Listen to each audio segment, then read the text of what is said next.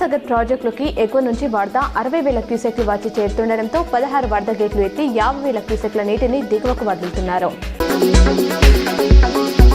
భీంగల్ లింబాద్రిగుట్ట లక్ష్మీ నరసింహస్వామి బ్రహ్మోత్సవాలు అంగరంగ వైభవంగా కొనసాగుతున్నాయి. పెద్ద ఎత్తున భక్తులు హాజరై స్వామివారి అనుగ్రహం పొందుతున్నారు. గత కొన్ని రోజులుగా తగ్గుతూ వస్తున్న బంగారం ధరలు ఇవాళ కాస్త పెరిగాయి. హైదరాబాద్ బులియన్ మార్కెట్లో 24 క్యారెట్ల 10 గ్రాముల బంగారం ధర రూపాయలు 760 పెరిగి రూపాయలు 1,21,580కు చేరింది. 22 క్యారెట్ల 10 గ్రాముల పసిడి ధర రూపాయలు 700 ఎగబాకి రూపాయలు 1,11,450గా ఉంది. అటు కేజీ వెండిపై రూపాయలు 1000 పెరిగి రూపాయలు 1,66,000కు చేరింది.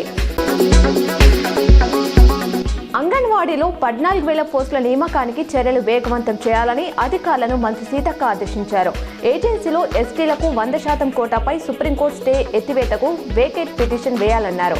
కేఏ, ఏపీ, ఛత్తీస్గఢ్లో అంగన్వాడీ పోస్టులను ప్రభుత్వ సర్వీస్గా పరిగణించకపోవడంతో 50% రిజర్వేషన్ రూల్ వర్తించట్లేదని అధికారులు మంత్రికి వివరించారు.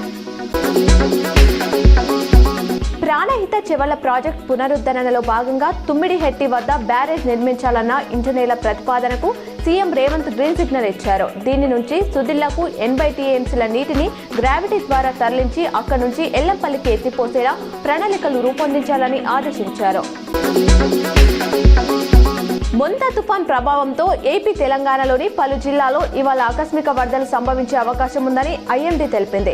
ఏపీలోని గుంటూరు, ప్రకాశం, తెలంగాణలోని ఆదిలాబాద్, నిర్మల్, నిజామాబాద్, జగిత్యాల, కామారెడ్డి, కరీంనగర్, సిద్దిపేట, వరంగల్, జనగామ, యాదాద్రి, మహబూబాబాద్, మెదక్, మేడ్చల్, పెద్దపల్లి జిల్లాలకు అలర్ట్ జారీ చేసింది.